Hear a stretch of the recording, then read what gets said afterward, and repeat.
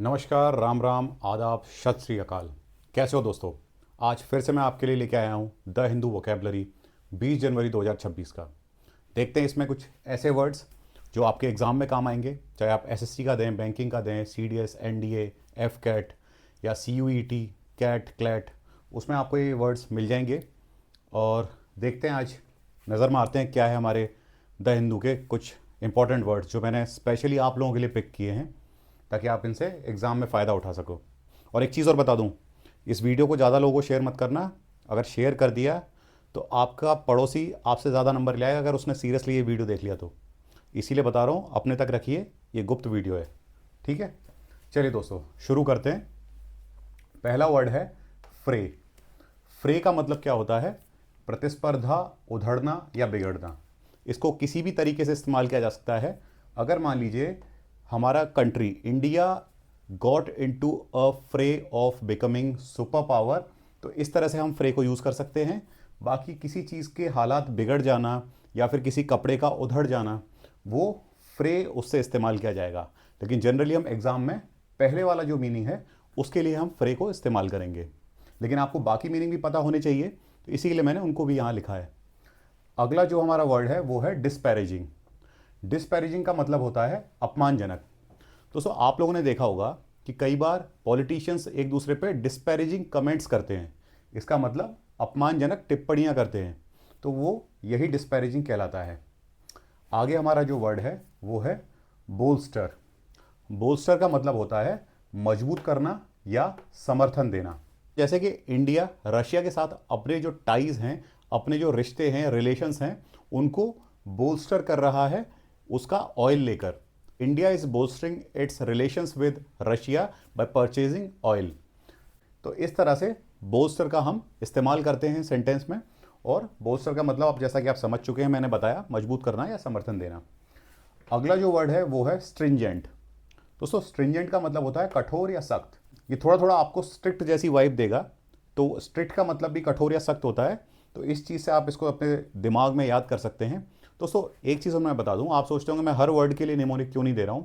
Actually mnemonic अपने आप में ही इतने हैवी और कम्बरसम, इतने भारी हो जाएंगे आपके दिमाग के लिए कि आप खुद एग्ज़ाम में कंफ्यूज हो जाओगे कि एग्ज़ाम में क्या मैं रिकॉल करूं, क्या भूल गया, क्या पढ़ा मैंने, वो आप हौच पौच हो जाएगा दिमाग में। इसीलिए जिसका भी नॉर्मली मैं आपको निमोनिक बता सकता हूँ, उससे किसी वर्ड से रिलेशन करके आपको याद दिलवा सकता हूँ, मैं उसकी पूरी कोशिश कर रहा हूँ। बाकी आपको मैं सेंटेंस में इस्तेमाल करके उसके पीछे की एक हल्का सा बैकग्राउंड बता के आपको याद कराने की कोशिश करूँगा। आप अच्छे से इस वीडियो को देखते रहिए। दोस्तों, अगला जो वर्ड है वो है हमारा बैटर्ड। बैटर्ड का मतलब होता है बुरी तरह क्षतिग्रस्त। जैसे मान लीजिए कोई साइक्लोन आया किसी भी क्षेत्र में, the cyclone battered the condition of that region. मतलब उस क्षेत्र की साइक्लोन द्वारा बहुत बुरी तरह से क्षतिग्रस्त हालत हुई और वो बुरी तरह से उथल पुथल हो गया। तो दोस्तों, बैटर्ड को याद करने के लिए आपको मैं एक चीज़ बता दूं कि इडली का आप लोगों ने बैटर खाया होगा, वो जो घोल बनाती हैं मम्मी हमारे, या फिर आपने दुकानों पे जाके देखा होगा साउथ इंडियन रेस्टोरेंट्स में। तो उसमें जो बैटर होता है इडली का, आपने देखा है उसको किस तरह से फेंटा जाता है, घोला जाता है। तो उस घोल को एक तरह से यूँ समझ लीजिए कि इस तरह से किसी की चूरन चटनी बना देना कि बुरी तरह से क्षतिग्रस्त कर देना। तो आई होप कि इस चीज़ से आप याद रख सकेंगे। दोस्तों, अगला जो हमारा वर्ड है वो है प्रॉम्प्ट। प्रॉम्प्ट का मतलब होता है प्रेरित करना, उकसाना। दोस्तों, आजकल ये वर्ड बहुत ज़्यादा ट्रेंडिंग में है। वो इसलिए क्योंकि आप लोग चैट जीपीटी या तो इस्तेमाल करते होंगे या उसके बारे में सुनते होंगे। उसी के लिए उसमें हमें चैट जीपीटी अगर ऑपरेट करना है, उसके लिए उससे कुछ आंसर मांगने हैं, तो हमें प्रॉम्प्ट देने पड़ते हैं। एक्चुअल में प्रॉम्प्ट वो रिस्पॉन्सेज होते हैं जो आप उसमें टाइप करते हैं और जिसके बदले में चैट जीपीटी अपने रिस्पॉन्सेज आपको देता है। तो दोस्तों, प्रॉम्प्ट का मतलब एक तरह से हम चैट जीपीटी को प्रेरित कर रहे हैं, उकसा रहे हैं कि मतलब कि आप हमें इस चीज़ का जवाब दो या इन्फॉर्मेशन दो आप। तो प्रॉम्प्ट आप इस तरह से याद रख सकेंगे। अगला वर्ड है हमारा र्यू। र्यू का मतलब होता है पछताना। दोस्तों, कमेंट करके बताइएगा पछताना और कौन कौन से वर्ड्स को बोलते हैं इंग्लिश में। यहाँ पे र्यू का मतलब पछताना, और इसको याद करने के लिए कि रो, रू, इस तरह से मतलब रोने से संबंधित, रो के पछता रहा है कोई बंदा, तो आप इसको याद कर सकेंगे। अगला जो हमारा वर्ड है वो है डेरोगेटरी। डेरोगेटरी का मतलब होता है अपमानजनक। दोस्तों, कई बार हम डेरोगेटरी रिमार्क्स अपने दोस्तों को देने लगते हैं या डेरोगेटरी वर्ड्स बोलने लगते हैं जो कि अशोभनीय होते हैं। तो दोस्तों डेरोगेटरी का मतलब अपमानजनक होता है और डेरोगेटरी डिस्पैरेजिंग का सिनोनिम हो सकता है। तो इसलिए ये दो वर्ड आपको सिनोनिमस मिल चुके हैं यहाँ पे। तो दोस्तों आइए आगे बढ़ते हैं, देखते हैं अगला वर्ड है हमारा अनवायबल। अनवायबल का मतलब होता है अव्यवहार्य, असंभव या अलाभकारी। दोस्तों अनवायबल को सेंटेंस में यूज करके बताता हूं। The economic policy of government is unviable for making India super power. मतलब कि ऐसी कोई नीति जो सरकार लाती है वो कई बार अलाभकारी या अव्यवहार्य, जिसको व्यवहार में नहीं लाया जा सके, वैसी होती है। और एक चीज़ और बता दूं आपको कि अनवायबल वायबल वर्ड से बना है। वायबल का मतलब व्यवहार या जो लाभकारी हो या जो आसानी से करा जा सके वो वायबल होता है। उसका अपोजिट वर्ड एंटोनिम अनवायबल होता है। तो दोस्तों आई होप कि आप समझ रहे होंगे जो मैं समझाना चाह रहा हूं आप लोगों को। अगला जो हमारा वर्ड है एप्रीहेंशन। एप्रीहेंशन का मतलब होता है डर, गिरफ्तारी या आशंका। दोस्तों कई बार आप सोचते होंगे कि एप्रीहेंशन वर्ड हमने पढ़ा है, लेकिन कई बार तो ये पुलिस के कॉन्टेक्स्ट में आ जाता है और कई बार किसी इंसान के पर्सनल फीलिंग डर के बारे में ये हमें बताता है। तो दोस्तों वो इसलिए है क्योंकि इसका मतलब डर और गिरफ्तारी दोनों होता है। समझ गए आप लोग? तो कभी भी आप कंफ्यूज मत होइएगा। अगर किसी पुलिस या लॉ एनफोर्समेंट एजेंसी का जिक्र होता है तो वहाँ एप्रीहेंशन का मतलब गिरफ्तारी हो जाता है। लेकिन अगर मान लीजिए किसी को पर्सनल फीलिंग किसी के बारे में आ रही है, किसी चीज़ की आशंका होने के लिए, जैसे I have the apprehension that today it will rain heavily, मतलब कि उसे आशंका है, डर है इस बात का कि आज बारिश बहुत तगड़ी होगी। तो दोस्तों इस तरह से एप्रीहेंशन को हम अलग अलग जगह यूज़ कर सकते हैं इसके मीनिंग के अनुसार। तो दोस्तों अगला जो वर्ड है वो है प्रोब। अब प्रोब का मतलब होता है तहकीकात या जांच करना। मान लीजिए कोई भी पुलिस या सीबीआई इन्वेस्टिगेशन करती है, वो प्रोब करती है एक तरह से। प्रोब मतलब इन्वेस्टिगेशन करना, तहकीकात करना। The CBI probed into the Aarushi murder case. समझ गए आप लोग? तो चलिए और वर्ड्स देखते हैं हमारे। अगला जो वर्ड है वो है हमारा परपोर्टेड। परपोर्टेड का मतलब होता है कथित या तथाकथित। जैसे मान लीजिए आपके पास कोई ऑर्नामेंट आया, किसी ने कहा ये सोने का ऑर्नामेंट है, तो आप क्या कहेंगे? तो आप कहेंगे this ornament is purported to be of gold. मतलब जैसा कि मुझे बताया गया है कि ये ऑर्नामेंट, ये ज्वेलरी मेरी गोल्ड की है, सोने की है। अगला जो हमारा वर्ड है वो है एसेंट। अब एसेंट का मतलब होता है चढ़ाई या उन्नति।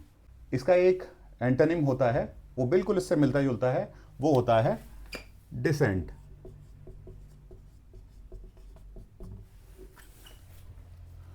DESCENT। तो इसका मतलब चढ़ाई, इसका मतलब उतार या फिर अवनति। तो दोस्तों इस तरह से आपको एक एंटोनिम सिनोनिम मैंने आपको दे दिए हैं आपस में, इससे आपको याद रहेगा। एसेंट को आप इस तरह से याद कर सकते हैं, अवरोहण मतलब ऊपर चढ़ना तो चढ़ाई, डिसेंट मतलब डाउन मतलब उतार या फिर अवनति। आगे बढ़ते हैं दोस्तों। अगला हमारा वर्ड है नेटिविज्म। दोस्तों ये थोड़ा सा टेक्निकल वर्ड बोल सकते हैं इसको, ये जनरली एग्जाम में नहीं पूछा जाता है, लेकिन आजकल कॉम्प्रिहेंशन पैसेज में इन चीज़ों की बहुत जिक्र होने लगी है। क्योंकि जैसे ट्रंप हैं वो नेटिविज्म को बढ़ावा दे रहे हैं, या जैसे कि हमारे इंडिया में कई ऐसी पार्टीज़ हैं, जैसे कि महाराष्ट्र में हमने देखा है, जो नेटिविज्म मतलब अपने मराठी भाइयों को ही बहुत बढ़ावा देते हैं, बाकी लोगों को थोड़ा साइड कर देते हैं। तो नेटिविज्म का मतलब होता है स्थानीय लोगों को प्राथमिकता देने वाली मानसिकता। अगर मान लीजिए मैं यहाँ दिल्ली का रहने वाला हूँ और दिल्ली में कोई बाहर से काम करने वाला आया, तो मैं इस बात के लिए विरोध कर दूं कि वो यहाँ आके काम क्यों कर रहा है, तो ये मेरी नेटिविज्म वाली मानसिकता हुई, मतलब अपने स्थानीय लोगों को प्राथमिकता देना। लेकिन दोस्तों है तो ये गलत, क्योंकि पूरा इंडिया एक है, उसकी संप्रभुता और उसकी अखंडता ऐसे नहीं बनाई जा सकती है अगर आप नेटिविज्म वाली मानसिकता रखेंगे। और वैसे भी हमारा देश तो वसुधैव कुटुंबकम वाला देश है, उस सोच वाला देश है। तो इस बारे में लोगों को विचार करना चाहिए। अगला जो हमारा वर्ड है वो है लेगेसी। लेगेसी का मतलब होता है विरासत। अब जैसे मान लीजिए दोस्तों, हमें जो आज़ादी मिली है, the freedom which our ancestors give to us is our legacy. मतलब जो आज़ादी हमारी देश की, हमारे जो पूर्वज हमें देखे गए, जो क्रांतिकारी थे वो हमारे पूर्वज ही थे, वो हमें एक तरह की विरासत के रूप में देखे गए। तो विरासत वो चीज़ होती है जो पास ऑन होती है जनरेशन टू जनरेशन। जो हमारे पूर्वज थे जिन्होंने स्वतंत्रता संग्राम की लड़ाई लड़ी और इस देश को अंग्रेजों से आज़ाद कराया, तो आज़ादी हमारे लिए उनकी दी हुई एक विरासत है जिसको हम संभाल के यूज़ करना चाहिए। इस आज़ादी का नाजायज़ फ़ायदा नहीं उठाना चाहिए। तो दोस्तों अगला वर्ड है एस्ट्रेंज्ड। एस्ट्रेंज का मतलब होता है अलग थलग। अब इस वर्ड को याद करने के लिए इसमें देखिए एक वर्ड है स्ट्रेंज, ये छुपा हुआ है स्ट्रेंज में। ये देखिए स्ट्रेंज का मतलब होता है अजनबी। अगर मान लीजिए कोई बंदा अजनबी हो जाता है तो वो अलग थलग पड़ जाता है, उससे आप अलग हो जाते हैं। तो इसको याद करने के लिए स्ट्रेंज मतलब अलग थलग, अजनबी से याद कर लीजिएगा स्ट्रेंज, तो आपको बेहतर ढंग से ये याद रहेगा वर्ड। अगला जो हमारा वर्ड है वो है फैक्शन। फैक्शन का मतलब होता है गुट या पक्ष। अब मान लीजिए हमारा फर्स्ट वर्ल्ड वॉर हुआ था, सेकेंड वर्ल्ड वॉर हुआ था, उसमें जो देश थे वो दो गुट में या दो पक्ष में बंट गए थे, एक अलाइड पावर्स और दूसरी आप बताइए कमेंट करके कौन सी पावर्स थी वो, जो नेशंस का एक फैक्शन था। तो दोस्तों इस तरह से ये फैक्शन गुट या पक्ष कहलाता है। अगला जो हमारा वर्ड है वो है एस्केलेट। एस्केलेट का मतलब होता है बढ़ जाना। दोस्तों कई बार क्या होता है इंडो चाइना बॉर्डर पे, इंडो पाक बॉर्डर पे कई बार सिचुएशंस ऐसी टेंस हो जाती हैं कि वो एस्केलेट हो जाती हैं वायलेंस की तरफ। दोस्तों इसके लिए मैं आपको एग्जांपल दूंगा 2020 के आसपास का, जिसमें कि इंडिया और चाइना के बीच में एक क्लैश हुआ था, एक हाथापाई जैसी सिचुएशन आ गई थी, जिसमें कि यहाँ के सोल्जर्स और चाइना के सोल्जर्स ने आपस में एक दूसरे पर प्रहार किया था, हाथापाई की थी। तो एक तरह से सिचुएशंस वायलेंस के लिए एस्केलेट हो गई, मतलब बढ़ गई। तो इस तरह से हम इसको समझ सकते हैं। अब इस वर्ड को याद करने के लिए मैं आपको बता दूं, आप लोग कभी भी किसी मॉल में जाते होंगे या किसी ऐसी ऊंची बिल्डिंग में जाते होंगे या रेलवे स्टेशन जाते होंगे, तो आपने देखा होगा कि वहां पे ऊपर जाने के लिए एस्केलेटर्स होती हैं। तो एक्चुअली में ये एस्केलेटर जो वर्ड है वो एस्केलेट से ही आया है, मतलब आगे बढ़ जाना, वो एस्केलेटर इसका मीनिंग है। तो इसको आप इस तरह से याद रख सकते हैं। अगला जो वर्ड है वो है हमारा ट्रीजन। अब ट्रीजन जो होता है वो देशद्रोह को कहते हैं। अब ट्रीजन को एक सेंटेंस में एग्जांपल देके बताऊंगा। The Umar Khalid was trialled in the court due to the allegations of treason. तो देशद्रोह के जो उनके ऊपर आरोप थे उमर खालिद के ऊपर, उसकी वजह से उनको मुकदमा चलाया गया, कोर्ट में ट्रायल चला उनके ऊपर। तो ये ट्रेजन का मतलब देशद्रोह होता है। एक हमारे दिग्गज नेता ने एक लाइन कही थी देशद्रोहियों को लेके कि देश के गद्दारों को गोली मारो। अब आप बताइएगा आगे उन्होंने क्या कहा था, मैं तो भूल चुका हूँ, और बताइएगा वो कौन से नेता थे। अगला जो वर्ड है हमारा वो है एंट्रेंच्ड। दोस्तों एंट्रेंच्ड का मतलब होता है गहराई से जमी हुई। ये एक्चुअली एक पास्ट फॉर्म है एंट्रेंच वर्ड का, और ये वर्ड बना है ट्रेंच से। आप लोगों ने देखा होगा कि आर्मी वाले ट्रेंच मतलब एक खाई जैसी के अंदर क्रॉल करते हैं, रेंगते हैं और अपनी ट्रेनिंग पूरी करते हैं। तो एक्चुअल में एंट्रेंच्ड जो है वो ट्रेंच से बना है, इसीलिए उसको गहराई से जमी हुई। ट्रेंच मतलब गहराई, मतलब आपकी जो भी हल्की सी खाई होती है या फिर उसका गड्ढा होता है वो ट्रेंच हुआ, जो कि गहराई हुई। और एंट्रेंच्ड मतलब अपने आप को गहराई से जमा लेना। जैसे कि the corruption is entrenched into the mindset of most of the people of India. मतलब जो करप्शन है, भ्रष्टाचार है, वो ज़्यादातर लोगों के दिमाग में गहरी तरह से जम चुका है। इसीलिए दोस्तों हमारे देश में इतना करप्शन है। अब ऐसा नहीं है कि आप सोचें कि गवर्नमेंट करप्ट है, गवर्नमेंट भी करप्ट होती हैं, लेकिन एक्चुअल में जो शुरुआत होती है, बेसिक बिल्डिंग ब्लॉक होता है किसी करप्शन का, वो आदमी वहाँ का जो नेटिव सिटीजन है उसके दिमाग से शुरू होता है। तो इसीलिए आपकी भी जिम्मेदारी है कभी भी किसी पद पे भी जाके आप करप्शन से परहेज करें, क्योंकि उससे देश ही तरक्की करेगा। आगे चलते हैं दोस्तों। एक और वर्ड है एनकम्पासिंग, जिसका कि मतलब होता है घेरना या व्यापक। दोस्तों एनकम्पासिंग को अगर देखें, जैसे मान लीजिए मैं कहूं the Hindu vocabulary picked bye me is encompassing all the essential words for your exams. जैसे कि मेरे बनाए हुए या मेरे छांटे हुए जितने भी वर्ड्स हैं जो कि मैं द हिंदू से लेता हूं और आपको बताता हूं, उनके मीनिंग याद करने की टेक्निक बताता हूं, वो ज़्यादातर जो एग्जाम में पूछे जाते हैं वर्ड्स उनको व्यापक रूप से घेर के रखते हैं या उसको शामिल करके रखते हैं। तो एनकम्पासिंग आप इस तरह से याद कर सकते हैं। दोस्तों अगला हमारा वर्ड है ब्रिंक। ब्रिंक का मतलब होता है कगार। ये सुनने में आपको अजीब लगेगा, लेकिन मैं आपको डे टू डे लाइफ में एग्जांपल बता के इसको क्लियर कर दूंगा। दोस्तों हाल ही में आपने देखा होगा कि डोनाल्ड ट्रंप जो कि यूएसए के प्रेसिडेंट हैं, उन्होंने वेनेजुएला के प्रेसिडेंट जो हैं उनको और उनकी वाइफ को पकड़ के कैप्चर किया, उनके देश से लेके आए और डिटेन करके रखा हुआ है अपने देश में। तो दोस्तों इस वजह से इन दोनों कंट्रीज में बहुत ही टेंशन चल रहा है and they are at the brink of war.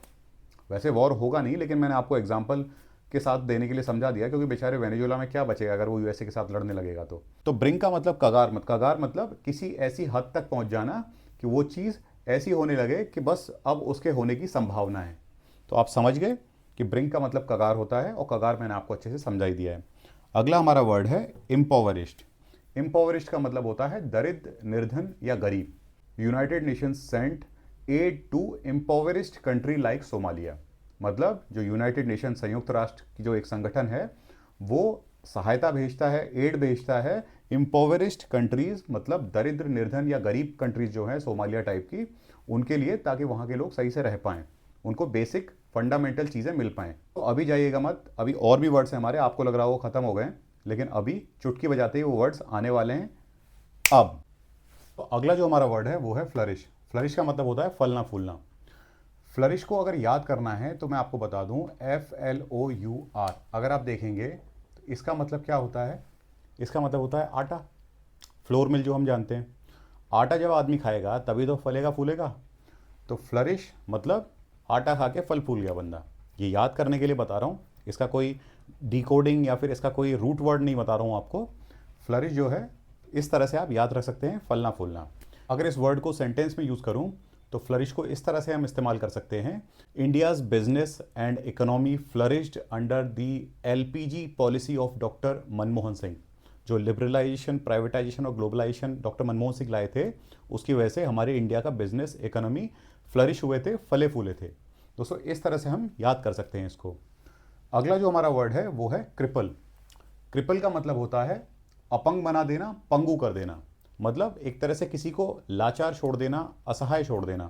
अपंग उस तरह से नहीं होता है कि बिल्कुल किसी के पैर ही तोड़ दिए, हाथ तोड़ दिए, मतलब किसी को मानसिक रूप से अपंग बना देना। ज़्यादातर ये इस तरह से फिगरेटिव यूज़ होता है। मैं एग्जाम्पल के तौर पे इसको एक सेंटेंस में यूज़ करूँ तो हम इस तरह से यूज़ कर सकते हैं, the red tapism always cripple the growth of a country. Red tapism आप सब लोग जानते होंगे। रेड टेपिज्म का मतलब होता है लाल फीताशाही। मतलब जितने भी हमारे ब्यूरोक्रेट्स होते हैं वो कामों को इतना उलझाते हैं कई बार कि उस काम को होने नहीं देते, कभी इधर भगाते हैं, कभी उधर भगाते हैं।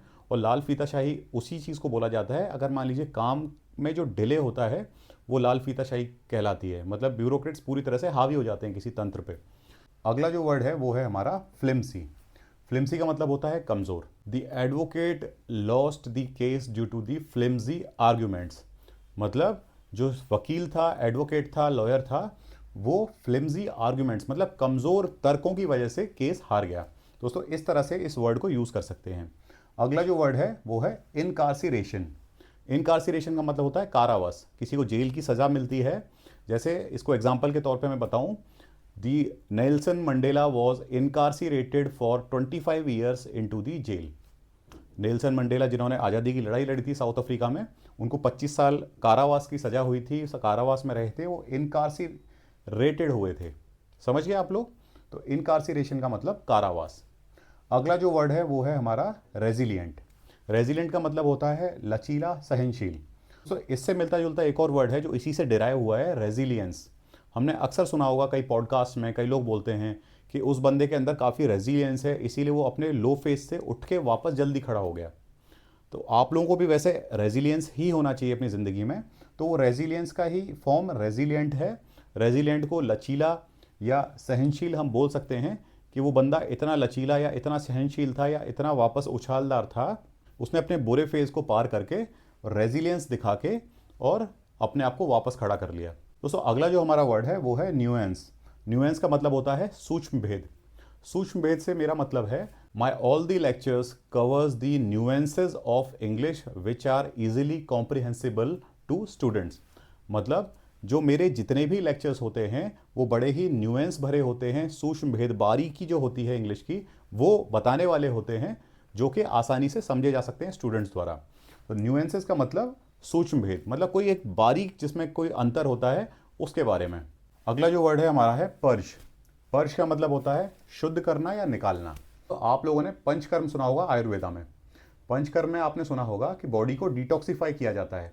किसी को घी पिलाया जाता है, किसी को पानी पिलाया जाता है, फिर उसके बाद डिटॉक्सिफाई होती है body. The body was purged after consuming laxative. Laxative वो ऐसे सब्सटेंस होते हैं जो आपके पेट को साफ करते हैं, पूरी तरह से क्लियर कर देते हैं आपका मोशन। तो जैसे कि घी हुआ, जैसा मैंने आपको बताया, पानी हुआ। तो पर्ज मतलब शुद्ध करना, निकालना मतलब the political party purged all the corrupt members of its party. मतलब जो पॉलिटिकल पार्टी थी उसने जितने भी करप्ट मेंबर्स थे उन सबको बाहर निकाल दिया, मतलब अपनी पार्टी को शुद्ध कर दिया। अगला जो वर्ड है वो है हमारा स्पार। स्पार का मतलब होता है झड़प करना। दोस्तों इसको याद करने के लिए मैं आपको बता दूं, आपने कभी भी सुना होगा एमएमए में, बॉक्सिंग में लोग स्पारिंग करते हैं। स्पारिंग मतलब एक दूसरे के सामने खड़े होकर मुक्केबाजी कर रहे हैं, लड़ रहे हैं। वो उसी से डिराइव हुआ है झड़प करने से।